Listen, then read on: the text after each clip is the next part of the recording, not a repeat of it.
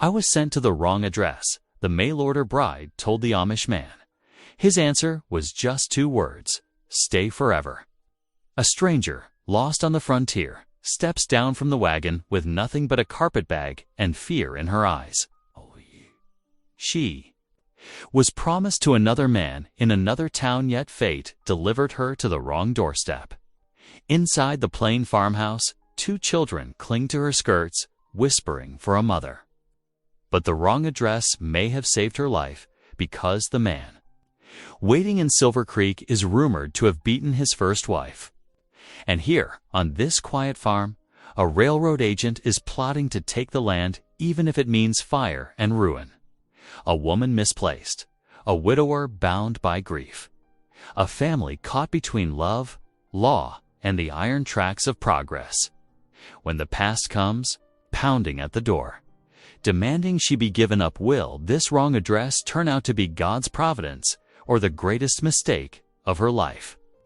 Tell me in the comments where you're watching from right now and if this story speaks to you. Make sure you hit subscribe so you don't miss the next one. The autumn wind whistled through the eaves as Maria lay in the unfamiliar loft. Her thoughts, as restless as the dried leaves scratching against the window pane. The rough-hewn beams above her creaked softly, their ancient voices speaking of years of shelter given to others before her. In the distance, coyotes called to one another, their lonely songs echoing across the Colorado foothills. She turned on to her side, the borrowed quilt rustling beneath her. The fabric held the clean scent of sunshine and soap, so different from the musty stagecoach cushions she'd endured for days. Her carpetbag sat in the corner, its meager contents all she had to show for her journey from Switzerland. The letter that had brought her here lay folded inside, its ink-smudged address now seeming like divine mischief rather than human error. Below, she could hear the soft movements of the family, Joshua's heavy boots on the floorboards, the children's lighter steps, the quiet murmur of their evening prayers. Little Ruth's voice had been sweet and clear at supper, asking Maria if she knew any songs from her homeland. Jacob had watched her with careful eyes, sizing her up as only a protective older brother could, and Joshua, Maria's heart quickened at the thought of him. He was nothing like the description of her intended groom in Silver Creek, where that man had written of his wealth and his business ventures. Joshua's quiet dignity spoke of deeper values. His calloused hands and sun-weathered face told of honest work and devotion to the land. Most striking was the gentle way he guided his children. Despite the shadow of grief that lingered in his eyes, sleep eluded her as the night deepened. The wrong address, the wrong farm, the wrong man. And yet, morning came with the crowing of roosters and the soft lowing of cattle. Maria dressed quickly in her plain dress, smoothing her hair beneath her cap. As she descended the ladder from the loft, warmth and the aroma of cooking oatmeal greeted her. Little Ruth stood on a stool by the stove, carefully stirring the pot while Jacob set the table with wooden bowls. "Gut morning," Ruth called out, her attempt at German making Maria smile. "Guten Morgen," Maria corrected gently, moving to help. The little girl with the heavy pot, Joshua, entered from outside, bringing with him the crisp scent of dawn and hay. "The driver should return today," he said quietly, watching as Maria helped Ruth portion out the oatmeal. Unless, the word hung in the air like morning mist. Maria's hands stilled on the ladle. She looked up to find Joshua's steady gaze upon her, seeing past her travel-worn appearance to something deeper. Unless, she whispered. Jacob and Ruth had gone completely still, their young faces full of hope they tried to hide. Joshua stepped closer, his voice low but firm. "Stay forever." 2 simple words, yet they held the weight of a lifetime. Maria's heart thundered in her chest as she looked at the 3 faces before her: Joshua's quiet strength, Jacob's cautious optimism, Ruth's barely contained joy. "But I'm not who you were expecting," Maria said softly. I'm just a mail-order bride who arrived at the wrong address." "Perhaps," Joshua replied, "you arrived exactly where the Lord intended." He glanced at his children, then back to her. "We've said grace over empty chairs for too long. The children I need, a mother," Ruth burst out, unable to contain herself any longer. "Please stay and be our mother." Jacob said nothing, but his eyes spoke volumes as he stood straighter beside his father, trying to look grown up despite his slight limp. Aunt Maria looked around the kitchen at the well-swept floors, the carefully mended curtains, the Bible prominently placed on its stand. This plain home spoke of values she understood, of a life guided by faith and family. The contract that would have bound her to a stranger in Silver Creek suddenly seemed like a hollow thing compared to the genuine need she saw before her.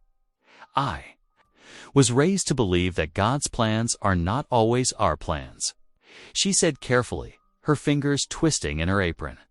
"That sometimes His wisdom appears in unexpected ways." She took a deep breath, feeling the rightness of the moment settle in her heart.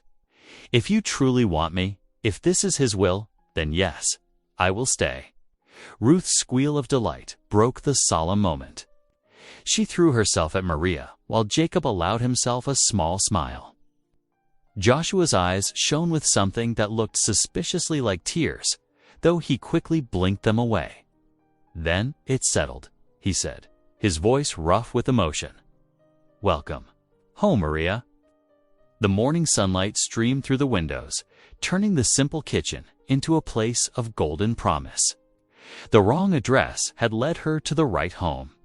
And as Maria held Ruth close and met Joshua's warm gaze, she knew that sometimes mistakes were nothing of the sort. Dawn crept over the Colorado foothills, painting the farmhouse windows with pale gold. Maria woke to the familiar sense of her childhood, fresh bread baking and the metallic ring of milk pails against the barn door. For a moment, she could almost imagine herself back in her Swiss village, but the plain wooden beams above reminded her of where she truly was. The floorboards creaked softly under her feet as she made her way down from the loft. In the kitchen below, she found little Ruth struggling with her hair, small fingers tangled in unruly brown strands. "Would you like some help?" Maria asked gently. Ruth nodded, her eyes wide and hopeful. Maria guided the child to a chair by the window where morning light spilled across the worn floorboards. Her fingers moved with practiced ease, sectioning Ruth's hair into 3 parts. "My mama used to braid my hair every morning," Maria said softly, weaving the strands together. Ruth sat very still, as if afraid to break the tender moment. "Did she make it pretty like this?" Ruth asked, reaching up to touch the emerging braid. "Yeah, she did." Maria secured the end with a ribbon. "There now, like a little princess." Ruth's first shy smile bloomed like a flower, warming Maria's heart. The girl touched her neat braid with wonder, then suddenly hugged Maria's waist before scampering away to show her brother at the breakfast table. Joshua's deep voice filled the kitchen with prayer. He spoke in low German, words familiar to Maria's ears, but heavy with unspoken grief. The children bowed their heads, well practiced in this daily ritual. When Joshua's voice caught on certain phrases, Maria noticed how neither child looked up or commented. They were used to their father's sorrow. After the meal, Maria gathered her courage. "I should tell you, my papers direct me to Silver Creek to a Mr. Henderson." Joshua nodded slowly, buttering a slice of bread. "The next wagon won't pass for several days. You're welcome to stay until then." "Okay." His words were few but kind, typical of the Amish way. The day unfolded in a rhythm of chores. Maria followed Ruth to the chicken coop, where speckled hens pecked at their feet. She showed the girl how to gather eggs without frightening the birds, tucking each warm oval carefully into her apron. Later, they collected apples from the ancient tree behind the house, its branches heavy with late autumn fruit. Jacob joined his limp more pronounced on the uneven ground, but his determination evident as he reached for the higher branches. Inside, Maria found a torn hem on Jacob's Sunday shirt. She settled by the window with needle and thread, letting the familiar motion of mending soothe her uncertain thoughts. As she worked, she noticed a closed door down the hall. The sewing room, she guessed. Joshua's steps always quickened past it, his eyes averting from its silent presence. The afternoon brought curious neighbors. Maria could feel their stares as they passed the farmhouse, heads bent together in whispered conversation. The stranger, she heard one woman murmur. Another mentioned the widow Lapp with significant meaning. Joshua, working in the yard, merely nodded to them, his Amish reserve a shield against their questions. As dusk settled over the farm, Maria remembered her mother's favorite hymn. The children gathered around her by the fireplace, eager for something new. Her voice rose soft and clear in the German words, teaching them line by line. Ruth caught on quickly, her sweet voice joining in, while Jacob hummed along, too self-conscious to sing, but unwilling to be left out. Grocer got, "We're Loben Ditch." They sang together, and the old farmhouse seemed to hold its breath. Music filled the rooms that had been too quiet for too long, dancing in the shadows and bringing light to dark corners. Even Joshua paused in his evening Bible reading, watching them with something like wonder in his eyes.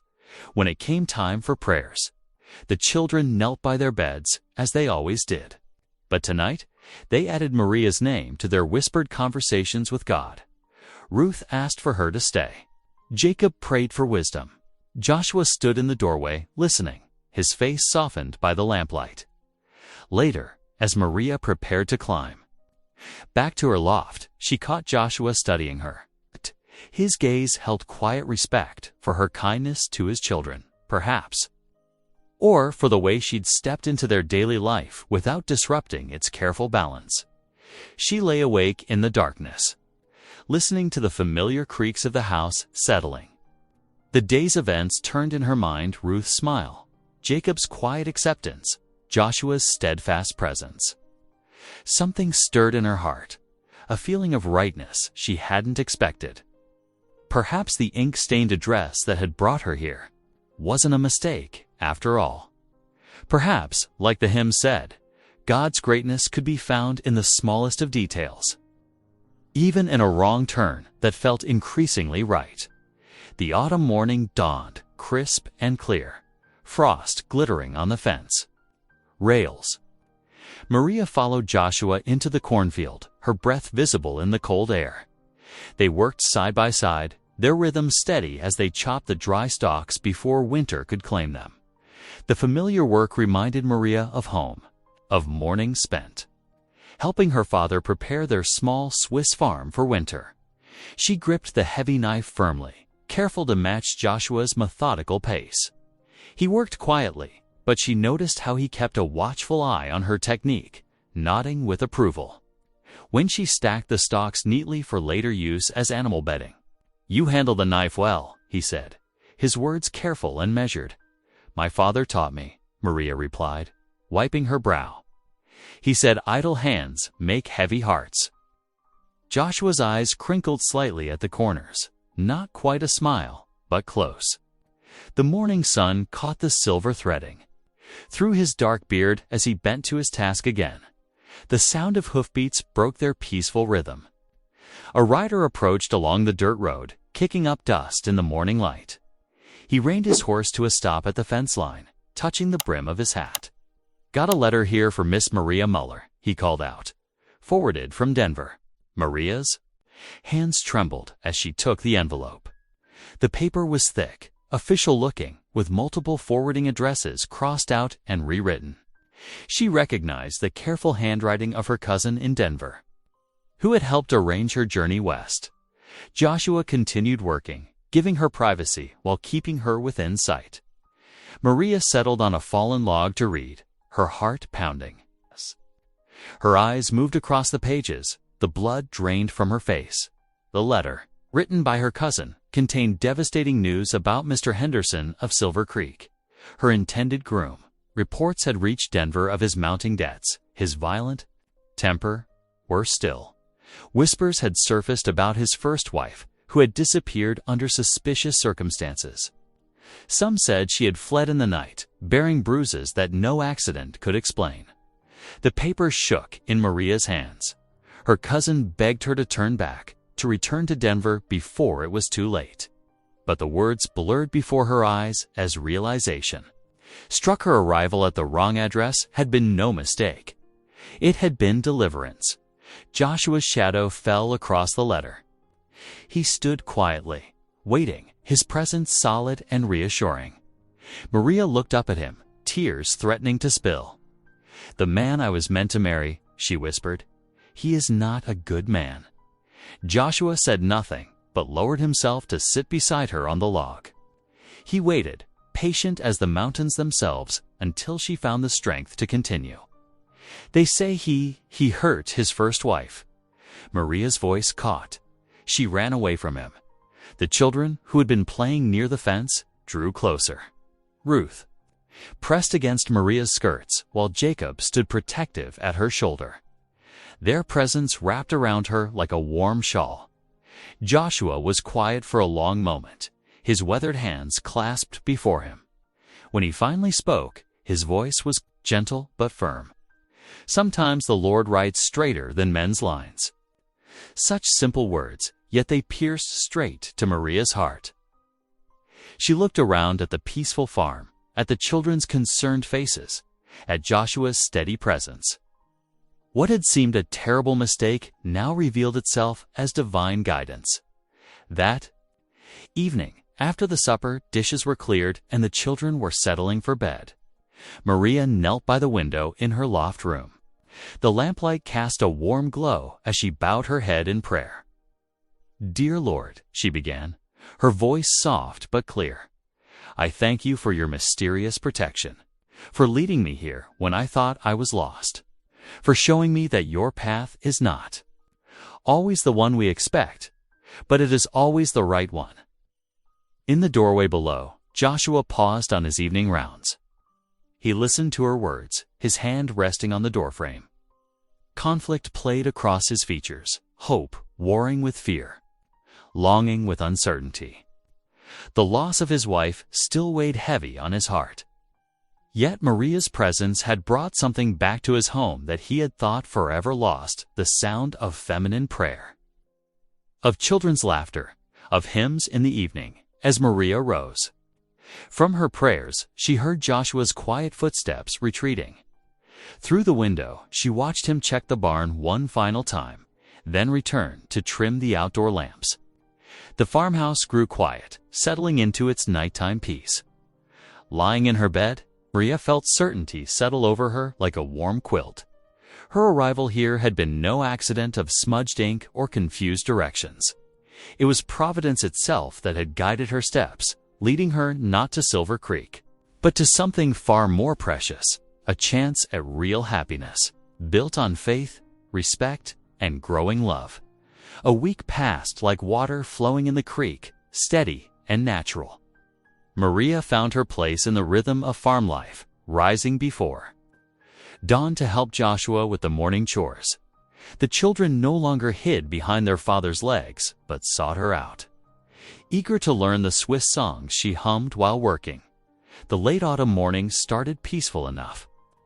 Maria stood at the kitchen table, kneading bread dough with practiced hands while Ruth watched, fascinated by the way the dough transformed under her fingers. The sharp rap at the door startled them both. Joshua opened it to reveal a man whose polished appearance seemed out of place against the simple farmhouse backdrop. His suit was finely cut, his boots gleaming despite the dusty road.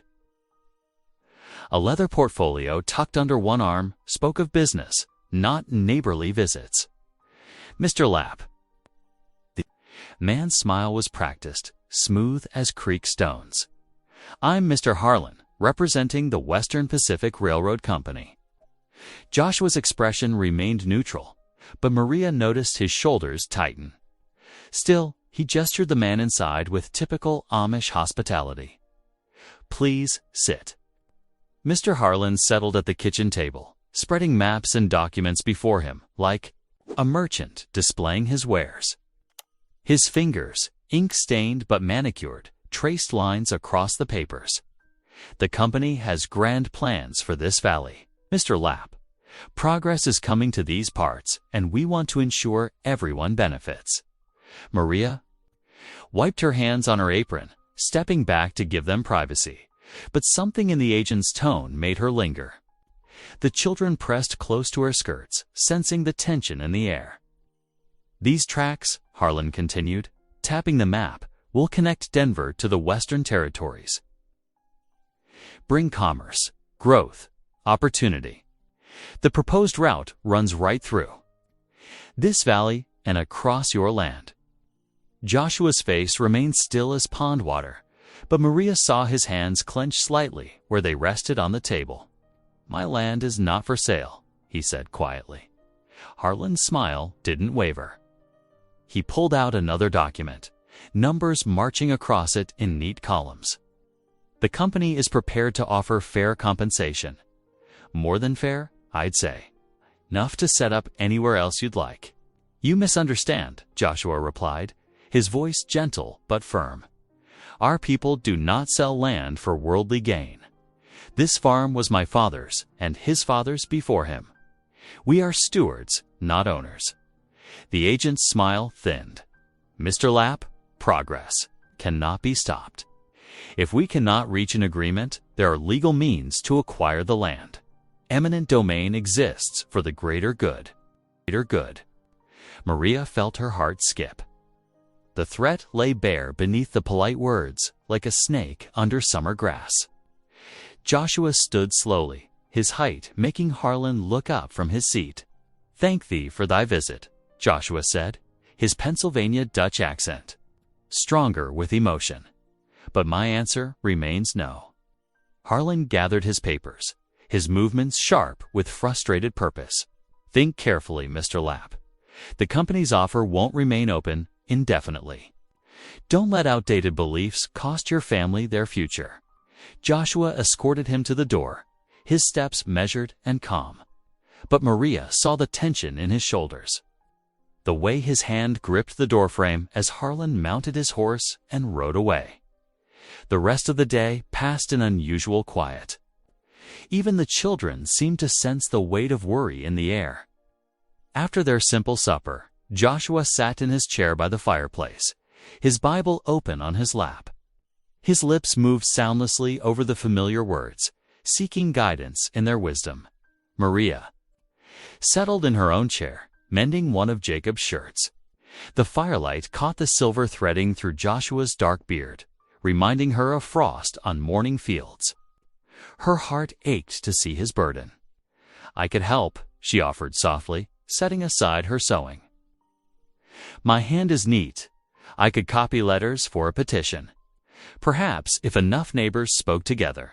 Joshua looked up, surprise flickering across his features.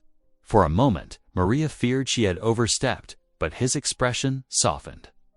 We do not fight with fists nor pens lightly, he said. Yet something in his tone suggested her words had found fertile ground.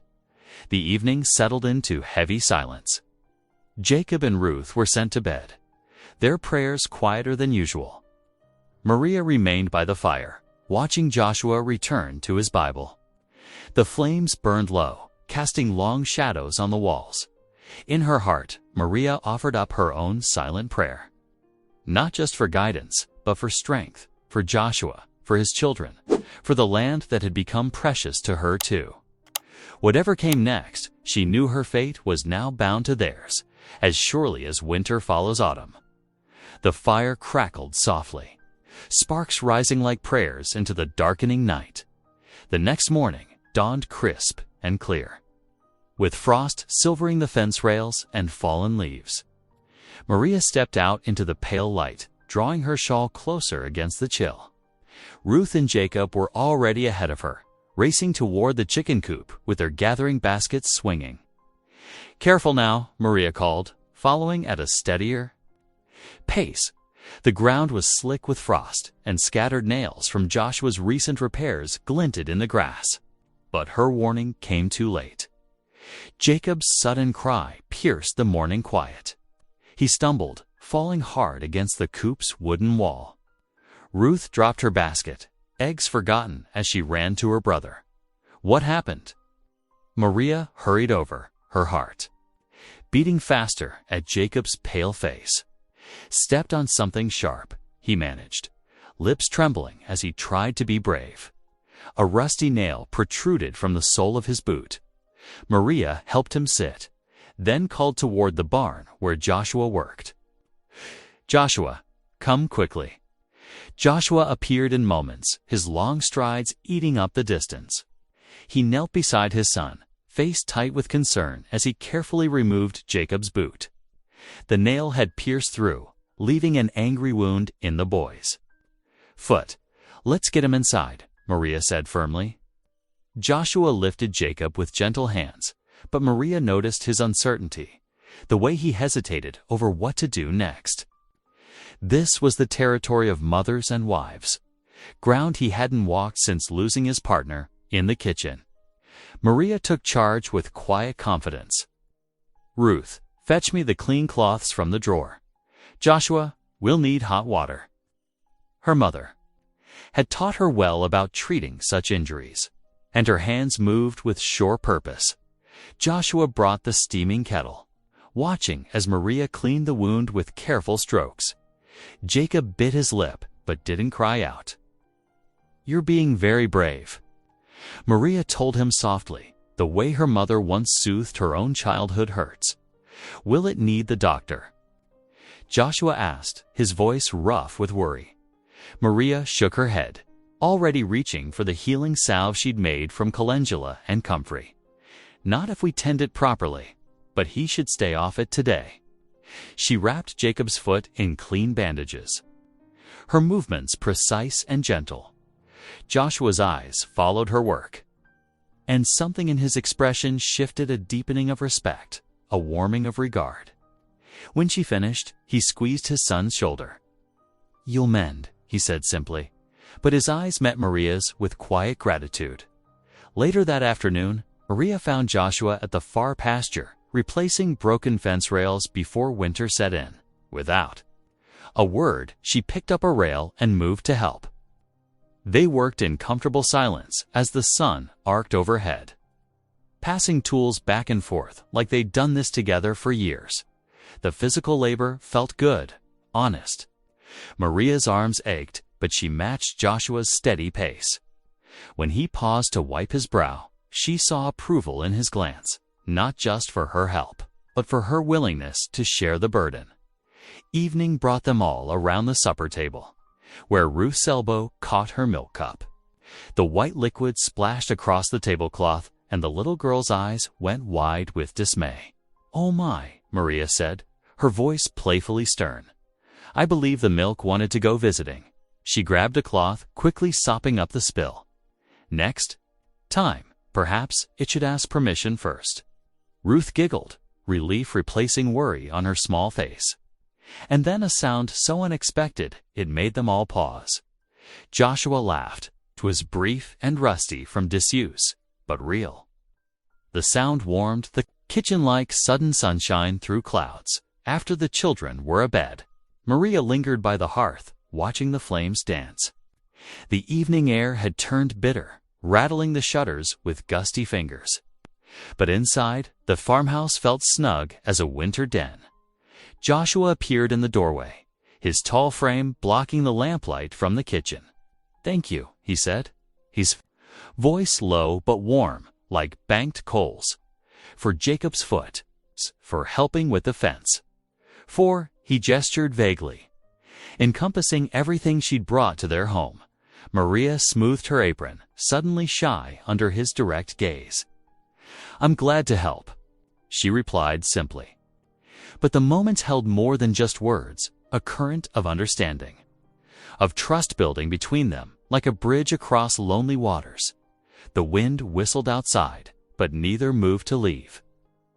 The firelight painted soft shadows on the walls, and in its glow, Maria felt something shift and settle in her heart. This place, these people, they were becoming more than just shelter from a storm. They were becoming home. The buggy wheels creaked softly against the packed dirt road as Joshua guided the horse toward the simple white church.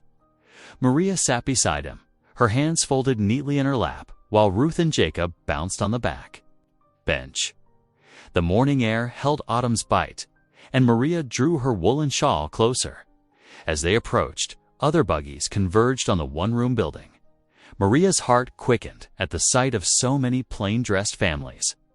She had known this day would come, her first introduction to the wider Amish community. But anxiety still fluttered in her chest like a trapped bird. Joshua helped her down from the buggy, his strong hands steady and sure. Already she could feel eyes upon her, taking in her dress, modest but not plain, and her uncovered head. Whispers followed them up the church steps like falling leaves. Who is she? The Englishwoman staying with Brother Lapp. Did you hear how she came? Inside, the church was spare, but beautiful in its simplicity. Wooden benches stretched in neat rows, worn smooth by generations of the faithful. Men sat on one side, women on the other, as was custom. Maria found herself guided to a seat among the women, while Joshua and the children took their places across the aisle. The service began with a hymn sung in Pennsylvania Dutch, the ancient words rising and falling like waves. Though Maria couldn't understand every word, the melody touched something deep within her. She closed her eyes, letting the voices wash over her like cleansing water. The preacher's sermon, delivered in German and English, spoke of God's mysterious ways and the importance of accepting His will. Maria felt the words settle in her heart like seeds, wondering if they were meant especially for her situation. After the final prayer, the congregation moved outside for their shared meal. Women approached Maria in twos and threes, their questions gentle but probing. "Where did you say you were from?" asked Sarah Yoder, her keen eyes studying Maria's face. "Switzerland originally," Maria replied softly. "But I was meant for Silver Creek. The driver brought me to Joshua's farm by mistake." "A strange happening," remarked Rebecca Stoltzfus, her tone carefully neutral. Before more questions could follow, Joshua appeared at Maria's side. "The Lord put her here," he said quietly, but firmly. His words fell into the circle of women like a stone into still water, creating ripples of reaction. Some, like old Martha Byler, nodded slowly, while others pressed their lips together in doubt. The tension eased as families gathered to share their food. Maria had brought a loaf of her mother's traditional bread, and she saw several women sample it with careful appreciation. As the children played nearby, she began teaching them a hymn she'd learned in her childhood. "Grosser Gott, were Lob und Dich," she sang softly, and soon small voices joined in. The German melody wove naturally with the Pennsylvania Dutch sounds around them, creating something new and beautiful. Joshua, speaking, with the church elders turned at the sound. His eyes met Maria's across the churchyard. Warm with approval, the sun was lowering when they finally climbed back into the buggy for home. Maria sat quietly, her mind full of the day's events. The clip-clop of hooves marked time with her thoughts until she could hold them no longer. "I hope I didn't shame you," she said softly, not looking at Joshua. They had many questions. Joshua's hands were steady on the reins as he answered, "You have nothing to be ashamed of. They will see what I see in time." "And what is that?" Words slipped out before she could stop them, but Joshua just smiled slightly, his eyes on the road ahead. The children had fallen asleep in the back, tired from the long day, and the only sound was the gentle sway of the buggy and the evening birds calling from the fence posts.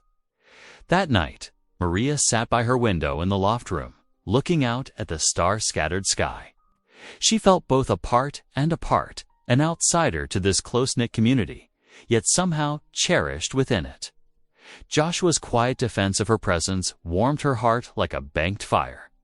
Could this truly be God's plan for her life? To find belonging in a place she never meant to be, among people whose ways were not her own. The questions turned in her mind like leaves in an autumn wind.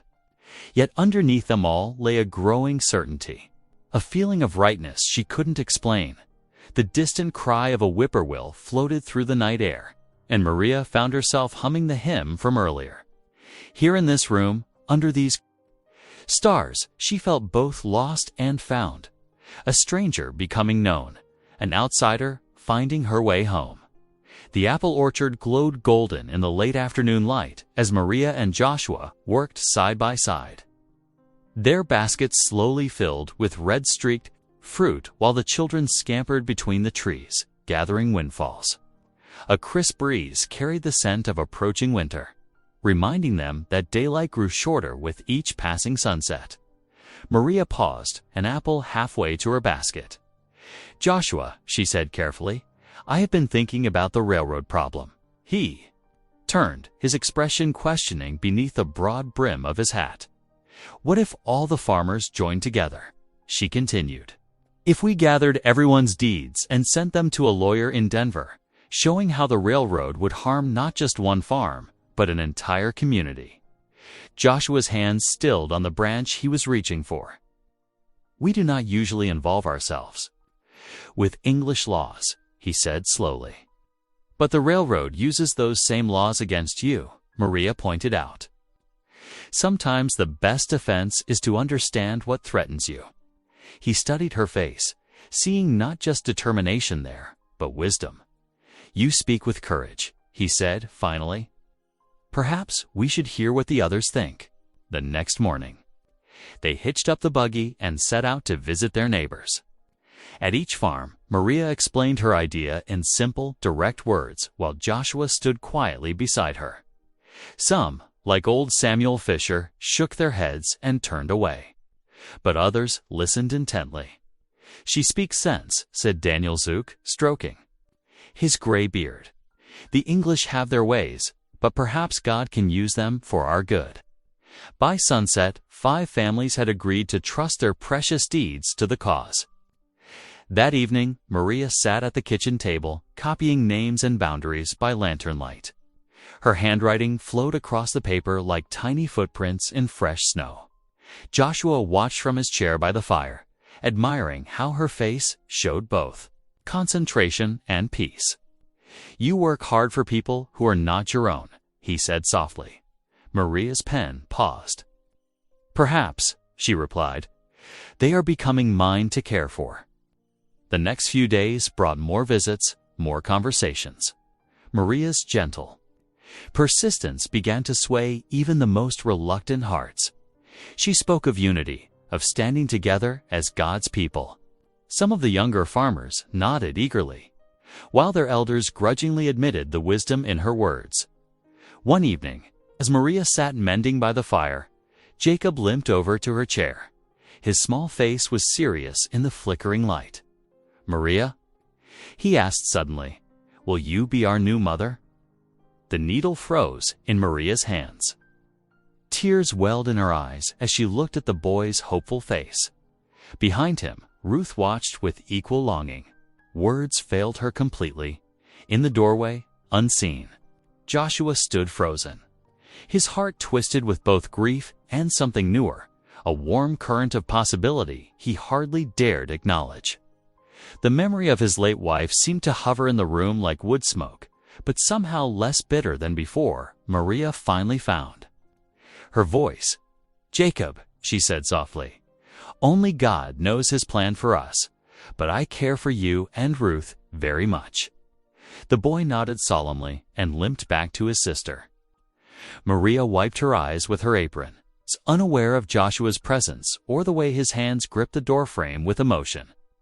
The days grew shorter and colder as autumn deepened. Dark clouds began gathering more frequently over the mountains, promising winter storms. But inside the farmhouse, another kind of gathering was taking place, one of hope and determination. More deeds arrived, carried by neighbors who had changed their minds. Maria's neat stack of papers grew taller as she carefully copied each one. The community's trust in her grew stronger, like a sapling taking root in fertile soil. "We are stronger together," she told Joshua one evening as they reviewed the documents. "Like these apple trees in your orchard, each one could fall alone in a storm, but together they shelter each other." He nodded, understanding more than just her words about the orchard. The railroad might have seemed invincible when facing a single farmer, but against a united community, that was different. Outside, the wind rattled the shutters and carried the scent of approaching snow. But inside, the lamp burned steady and bright, illuminating the path they had chosen together. The stack of deeds on the table represented more than just land. They were physical proof of trust, of a community willing to stand as one. Maria looked up from her writing to find Joshua watching her, his eyes warm with something that made her heart skip. Perhaps they were all learning that sometimes the greatest strength comes not from standing alone, but from joining hands with others. The weeks flowed like honey, sweet and slow, as Maria became woven into the fabric of their lives. The farmhouse that had once stood silent now rang with small joys and gentle laughter. Each day brought new moments of connection, building bridges across the empty spaces grief had left behind. In the sitting room, Maria sat with Ruth, showing her how-to guide needle and thread through crisp white cloth. The little girl's tongue poked out in concentration as she tried to copy the neat stitches. "Like this?" Ruth asked, holding up her work. Maria smiled, adjusting the child's fingers. "Just so. See how the thread makes a tiny star? That's called a French knot." Ruth beamed with pride at her wobbly attempt. "Can I make one for Papa?" "Of course, Liebling," Maria said softly, using the German endearment that had become natural between them. Across the room, Goat sat cross-legged on the floor, whittling wood with careful strokes. Maria had shown him how to carve simple animals, a skill her father had taught her long ago. A small menagerie of rough-hewn sheep and horses already lined the windowsill. "This one's going to be a deer," Jacob announced, brushing away shavings. His limp was less pronounced now, his confidence growing with each small success. Outside, the steady rhythm of Joshua's hammer echoed from the barn roof. Maria gathered her skirts and climbed the ladder, passing up nails and shingles as needed. Their hands brushed occasionally, sending quiet sparks through both of them. "Much obliged," Joshua would murmur each time, his eyes holding hers a moment longer than necessary. Neighbors passing by would slow their buggies, noting how naturally they worked together.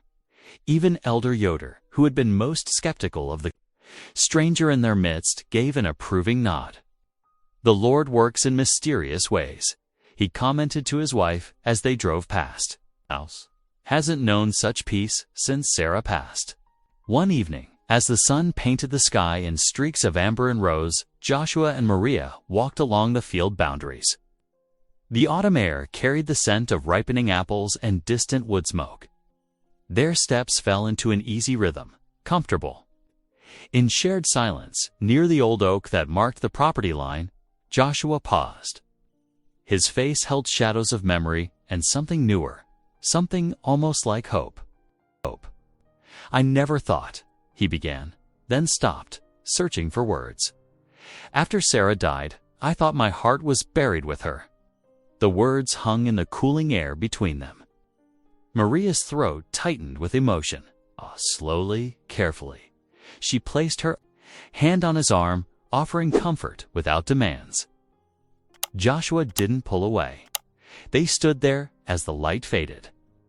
Two souls finding their way through grief toward something new. When they finally turned back toward the house, their steps were closer together than before. Inside, the hearth cast warm circles of light across the wooden floor. Ruth curled up in the old rocking chair, her eyes heavy with sleep. Maria tucked a quilt around her and began to hum a lullaby, one her mother had sung in their Swiss village long ago. Joshua lingered in the doorway, watching. The scene before him stirred memories of Sarah, but the pain was gentler now, softened by new joy. Maria's voice wove through the room like a healing thread, binding their broken pieces together. Jacob sat at her feet, carving the last details on his wooden deer. The lamplight caught the silver threads in Maria's dark hair as she swayed with the music. Even the old house seemed to settle more contentedly on its foundations, as if finally exhaling after holding its breath too long. Another verse? Ruth mumbled sleepily. Just one more, Maria whispered, smoothing the child's hair. Her voice rose and fell like a gentle tide, carrying away the day's cares. Joshua watched his children, really seeing them for the first time in months.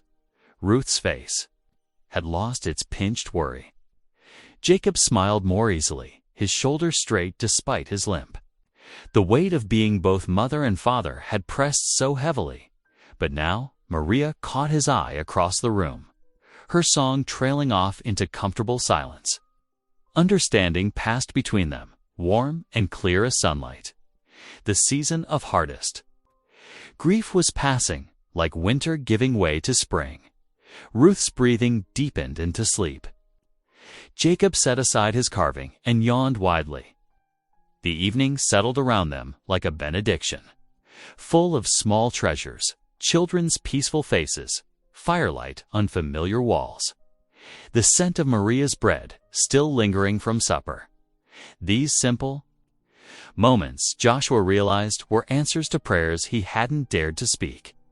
His home was becoming whole again, not by forgetting the past, but by making room for new love to grow alongside cherished memories. The peace of their autumn evening shattered like glass. Maria jolted awake to the acrid smell of smoke seeping. Through the farmhouse windows, Joshua was already pulling on his boots, his face tight with alarm. Fire! Came a shout from outside. The barn's ablaze. Maria's heart lurched as she rushed to wake the children. Through the window, orange flames licked the night sky, casting demonic shadows across the barnyard. The harvest they'd worked so hard to store their winter security was going up in smoke. Ruth, Jacob, quickly now, she urged, helping them into warm shawls. Her hands trembled, but her voice stayed steady, remembering how her mother had stayed calm during village emergencies. We must go outside, but stay close to me. Joshua had already sprinted toward the barn, his long strides eating up the distance. The fire roared louder, hungry for the dry hay and grain. Maria clutched the children's hands and hurried them toward safety, away from the sparks that rode the wind like fireflies. Neighbors began arriving in buggies and on foot, their lanterns bobbing through the darkness. Elder Yoder's deep voice called out commands as men formed a bucket line from the well to the barn. Women gathered around Maria and the children, offering comfort and prayers. "Lord, preserve us," whispered Sarah Yoder, pulling Ruth close. Who would do such a thing? Maria knew who. She had seen strange men watching the farm lately, railroad men with cold eyes. But she kept silent, focusing instead on calming the children who trembled against her skirts. Joshua worked tirelessly in the bucket line, his shirt soaked with sweat despite the cold night air. His face was streaked with soot as he passed bucket after bucket, refusing to yield to exhaustion. The flames fought back viciously, consuming parts of their winter stores despite their desperate efforts. Hours passed in a blur of smoke, shouts, and prayer. Just before dawn, they finally gained control of the fire. The barn stood scarred but not destroyed, its timbers blackened but still strong. About half their harvest lay in sodden, smoky ruins, but the rest had been saved by swift action and neighbors' help. Joshua stood amid the destruction, his shoulders heaving with emotion, his fists clenched at his sides as he surveyed the damage. "They mean to starve us," he muttered, his voice rough with rage and smoke. It was the angriest Maria had ever seen him. This man of peace pushed to his limits. She moved to his side, gently taking his clenched fist in her hand. His fingers were raw from hauling buckets, but they slowly relaxed at her touch. "We must respond with faith," she said softly, but firmly, "not violence. That is their way, not ours." Joshua's jaw worked as he struggled with his anger. The children crept closer, drawn by their father's distress. Jacob pressed against his leg while Ruth clutched his other hand, their presence helping to anchor him in their ways of peace. As pink light crept into the sky, Joshua sank to his knees beside a pile of wet, charred hay. The children huddled close on either side, their faces solemn. Maria stood behind them, one hand resting on Joshua's shoulder, offering silent strength. Together, they surveyed the destruction, not just of property, but of their sense of security. The neighbors gathered around them, forming a circle of support. Elder Yoder's wife brought bread and coffee. Others promised help with repairs and shared food for the winter. Their community drew closer in the face of this attack, showing the railroad men that their tactics had failed to break them. Joshua reached up and covered Maria's hand with his own, drawing comfort from her presence. His anger gradually settled into resolve, his faith steadying him like a strong foundation. The railroad might threaten their land and livelihood, but they could not shake the bonds between them. "We will rebuild," he said quietly, his voice carrying clearly in the dawn. Stillness. With God's help and clean hands. Maria squeezed his shoulder gently, pride mixing with her worry. This was the man she had come to know, one who could face darkness without letting it darken his soul. The children pressed closer, understanding, in their young way, that this was a moment of choice between fear and faith. The sun rose fully over the scarred barn and wet fields, revealing the full extent of the damage in harsh detail. But it also showed the strength of their community, as neighbors already began clearing debris and salvaging what they could. Their response to violence would be to rebuild, not retaliate. 2 days after the barn fire, Maria stood at the kitchen window kneading bread dough while watching Ruth chase chickens in the yard. The morning sun cast long shadows across the frost-covered ground, and the air held the sharp bite of approaching winter. The peaceful scene shattered when Samuel Miller's buggy came rattling up the lane at an unusual speed. Joshua set down his coffee cup and went to meet their neighbor at the door. Maria wiped her hands on her apron, her heart quickening at Samuel's grave expression. "There's a rider come from Silver Creek," Samuel said, his voice low but carrying clearly to where Maria stood. "He's at the general store with papers. A marriage contract for Miss Muller." The bread dough slipped from Maria's suddenly numb fingers. She gripped the counter to steady herself as the room seemed to tilt. Joshua's shoulders stiffened, but he kept his voice measured. "Thank you, Samuel. We will handle this matter." After Samuel left, Joshua turned to find Maria pale as the flour dusting her apron. "He's found me," she whispered, her voice trembling. "Like autumn leaves in the wind. The man I was promised to." Joshua guided her to sit at the kitchen table while Ruth peered in worriedly from the doorway. "Tell me everything," he said gently. Maria's hands twisted in her lap as she fought back. Tears. "I was desperate," she confessed, shame coloring her words. "After my parents died, I had nowhere to go. The marriage broker in Denver promised a good match, but her voice broke. "I didn't ask enough questions. I just signed the paper and paid my last dollars for the journey." Joshua sat quietly, his weathered hands folded on the table between them. The kitchen clock ticked steadily, marking each painful moment of silence. "Now I know what kind of man he is," Maria continued, her voice barely above a whisper. "That letter warned me he hurt his first wife. But the contract," she pressed her hands to her face. "I signed it. I gave my word." Joshua's jaw tightened. "You are no one's property," he said firmly. "A contract signed under false pretenses holds no weight with God." But even as he spoke these words of comfort, both knew the situation was far from simple. The Amish way valued honesty and keeping one's word above all. A signed contract was a serious matter. Word spread quickly through the small community. By afternoon, Maria could feel the weight of questioning looks from passing neighbors. Some whispered about deception, about a woman who would break a promise. Others wondered if Joshua's kindness toward her had been misplaced. Sarah Yoder stopped by with a pie, her face pinched with concern. "The English rider says he'll return tomorrow," she reported. "He means to take her back to Silver Creek." Her eyes darted to Maria. Some say it would be best to avoid trouble with the English courts.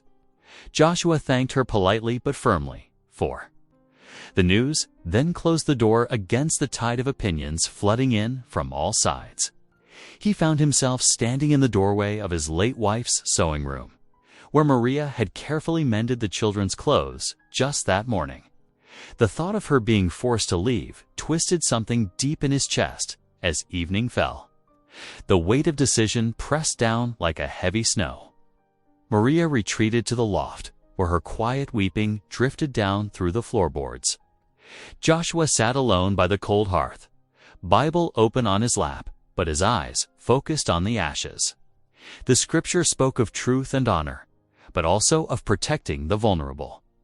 His plain faith, usually such a clear guide, seemed to offer no simple answer. Ruth crept down the stairs in her nightgown, her small face worried. "Is Maria leaving us?" she asked, her voice quavering. Joshua gathered his daughter close, breathing in the clean scent of her hair. "I don't know," he answered honestly. How could he explain that his heart urged him to protect Maria, while his commitment to plain living and honest dealing made him question if he had that right? Above them, Maria curled on her bed in the darkness. Her tears had finally run dry, leaving behind a hollow ache. The safety and warmth she'd found here felt like water slipping through her fingers. She had tried to build something real from a mistake. But now her past threatened to drag her back to a fate she feared. Joshua's words echoed in her mind. "You are no one's property." But she felt owned by her choices, her desperate signature on that contract like a chain around her neck. Tomorrow would bring the rider again, with his legal papers and demands. She buried her face in the pillow, praying for strength, while below, Joshua stared into the cold ashes of the hearth, his heart at war with itself. Joshua lay in his bed, moonlight streaming through the window while sleep eluded him. The grandfather clock in the hall marked each passing hour with solemn chimes. His mind churned with worry about Maria, about his children's growing attachment to her, about the whispers spreading through the community. The weight of decision pressed heavy on his shoulders. When dawn finally broke, he had not slept more than a handful of minutes. Dark circles shadowed his eyes as he made his way to the kitchen, where Maria already worked at the stove, her movements mechanical and subdued. The children sat quietly at the table, sensing the tension in the air. Joshua cleared his throat. "Maria," he said, his voice rough from his sleepless night. "I have been thinking. Perhaps it would be best if you left before more trouble." Comes the wooden spoon Maria held clattered against the pot. She gripped the edge of the stove, her knuckles white, but when she turned, her face showed only resignation despite the tears that slid silently down her cheeks. "You are right," she whispered, though the words seemed to pain her. "I should go." "No," Ruth cried out, launching herself from her chair to wrap her arms around Maria's waist. "Papa, please don't make her leave." Jacob joined his sister, clinging to Maria's skirts. "We need her here," he pleaded, his young voice breaking. "She makes everything better." Joshua forced himself to stand firm, though each tear on his children's faces cut like a knife. "This is about honor," he said, more to convince himself than them. about doing what is right before God and our community. But Papa Ruth began. Enough. Joshua's tone brooked no argument, though it cost him dearly to be stern. Maria will pack her things today. This is final. The breakfast that followed was a silent affair, broken only by muffled sniffles from the children. Maria moved like a shadow through the morning chores, her usual warmth dimmed by sorrow. Joshua threw himself into work outside, unable to bear the grief-filled atmosphere of the house. As evening approached, Joshua returned to find the kitchen spotless, supper waiting on the stove. The children had gone up to bed early, their appetite lost to sadness. He paused in the doorway, arrested by the sight of Maria kneeling beside the hearth, her head bowed in prayer. "Lord," she whispered, unaware of his presence, "if you sent me wrong, why does it feel so right?" Her voice trembled with emotion. "This place, these children, this man, they feel like home, like your providence. But if I must go, give me strength to leave with grace." Joshua stood frozen, her words striking deep into his heart. The certainty he had forced himself to feel began to crack. How could something that brought such pain be God's will? The next morning dawned bitter cold, frost painting delicate patterns across the window panes. Maria moved slowly through the house, placing her few belongings into her carpet bag.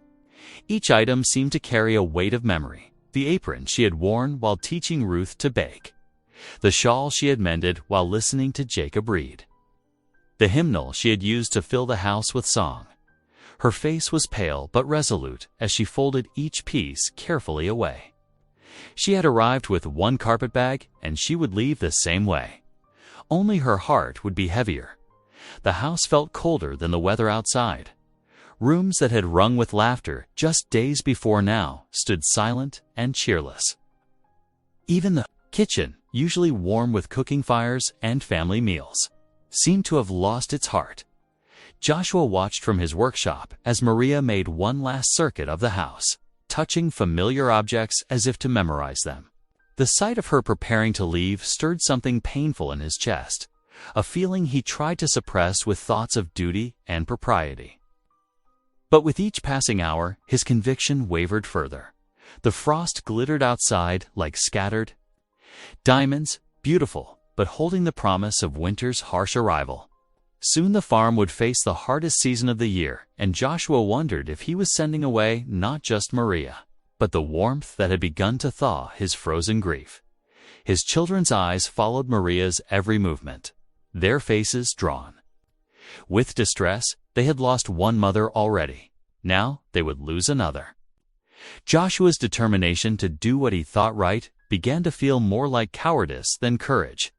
As Maria closed her carpetbag with trembling fingers, the sound seemed to echo through the quiet house like a door closing on hope itself. The morning sun cast long shadows across the farmyard as Maria stood on the porch, her carpetbag clutched tight. Joshua helped load the last of her belongings into the waiting wagon while the children lingered close, their faces streaked with dried tears. The crack of racing hooves shattered the heavy silence. A rider burst into the yard, sending chickens scattering. The man's expensive clothes and polished boots marked him as a stranger to plain living. His face twisted with derision as he surveyed the scene, papers clutched in his gloved hand. "So this is where my wayward bride has been hiding," the rancher sneered, his voice cutting through the crisp morning air. He waved the contract overhead, like a battle flag. "I've got the law right here, Missy. You signed yourself to me, fair and square." Ruth whimpered, pressing herself against Joshua's legs. Jacob wrapped protective arms around his sister, both children shrinking from the rancher's harsh voice. Joshua stepped forward, positioning his broad frame between the stranger and his family. His face remained calm, though his shoulders squared with quiet strength. "Friend," Joshua said evenly, "thee brings paper laws, but there are higher ones to consider." The rancher's lip curled as he looked Joshua up and down. What would you know of laws standing there in your foolish plain clothes? Step aside and let me collect what's mine. Wagon wheels creaked on the packed earth as neighbors began arriving, drawn by the commotion. They formed a loose circle around the yard, faces stern beneath their broad-brimmed hats. The rancher's eyes darted between them, counting the growing crowd. The law is clear, he insisted, but his voice held a note of uncertainty. I paid good money for passage and dowry. The contract is binding.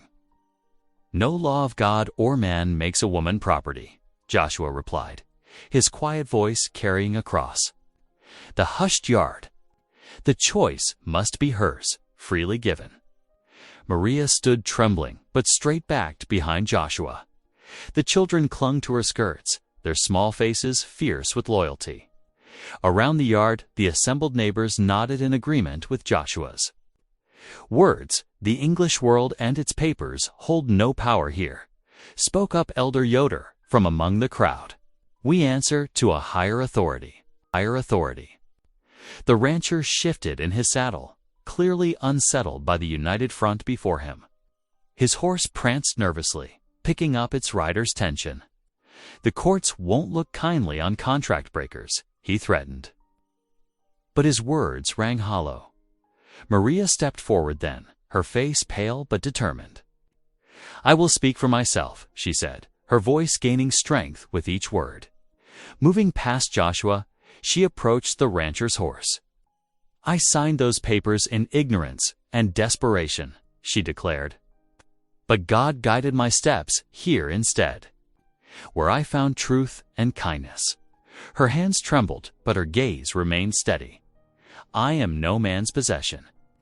Before anyone could move, Maria reached up and snatched the contract from the rancher's startled grip. In one swift motion, she tore the paper in half, the sound sharp as a gunshot in the morning air. The torn pieces fluttered to the dirt like falling leaves. There is your paper law, she said quietly. The rancher's face flushed dark with rage. His hand twitched toward his gun belt, but the sight of dozens of stern faces surrounding him gave him pause. These plain folk might shun violence, but their numbers and unity carried their own kind of power. You'll regret this, he spat, but the threat in his voice had withered. Yanking his horse's head around, he spurred away from the yard. The thunder of hooves faded into distance, carrying his impotent anger with it. A soft murmur of approval rose from the gathered neighbors. There, voices blending like a gentle hymn of victory. Ruth and Jacob rushed to Maria, wrapping their arms around her waist as she knelt to embrace them. Joshua stood watching. His face softened with something more than simple relief. The morning sun caught Maria's hair as she rose, the children still clinging close. And in that moment, she seemed to glow with an inner light of courage and conviction. Elder Yoder stepped forward, laying a weathered hand on Joshua's shoulder. The Lord writes straight with crooked lines, he said softly. Perhaps it was no mistake that brought her here. The neighbors began to disperse, each stopping to offer quiet words of support to Maria and Joshua. The children's tears had dried, replaced by bright smiles as they realized their beloved.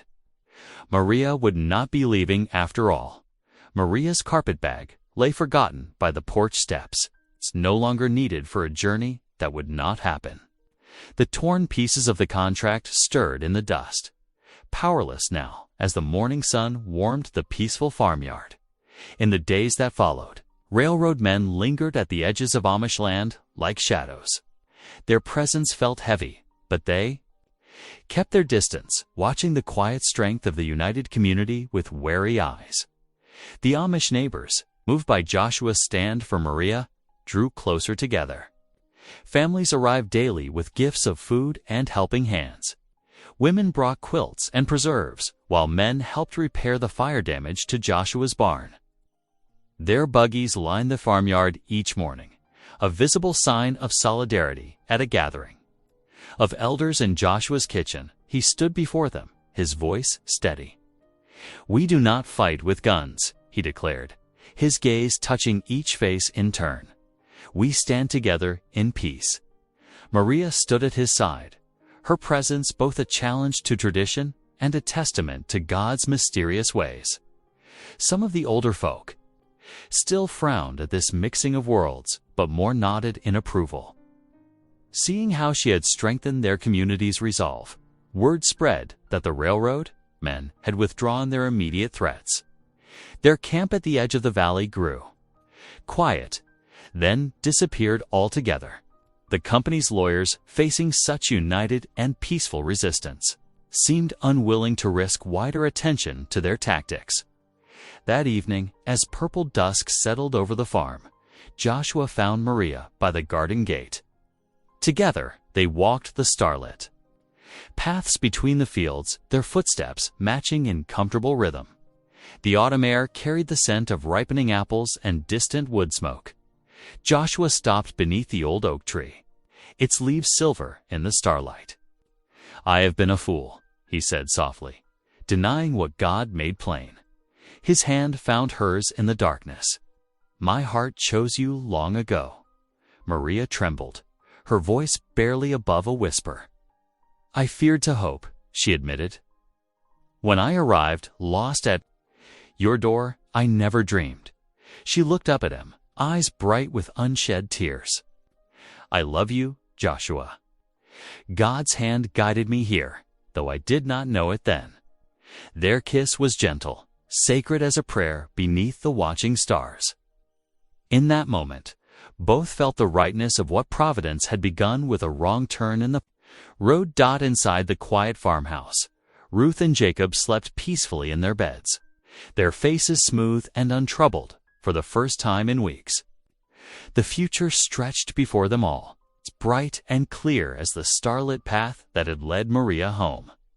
Weeks later, winter draped the valley in pristine white, transforming the landscape into a glistening blanket that stretched as far as the eye could see. Inside the one-room church, candlelight danced off rough-hewn beams as Joshua and Maria stood before their gathered neighbors. And children need, the simple ceremony joined their hearts in God's presence. Hymns rose up, filling the small space with an harmony as German and Amish voices blended together like streams joining into one river. Ruth and Jacob beamed with pride beside Maria, their faces glowing with joy as they watched their father take Maria's hand in marriage. Afterward, the farmhouse. Windows spilled warm light into the snowy evening. Inside, friends and family shared fresh bread and stories around tables laden with food. Laughter echoed off walls that had known too much silence.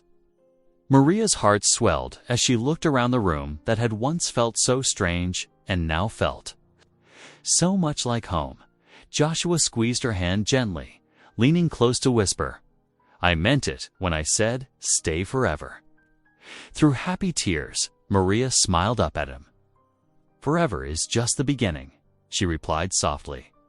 Outside, snow continued to fall in gentle waves, as if heaven itself was blessing their union with its quiet grace. Inside, joy and song filled every corner of the restored home, weaving together a family made whole by faith and love. Thanks for watching. Stories like this shape us in ways we don't always expect. If something resonated, subscribe. I'm back tomorrow with another one worth hearing.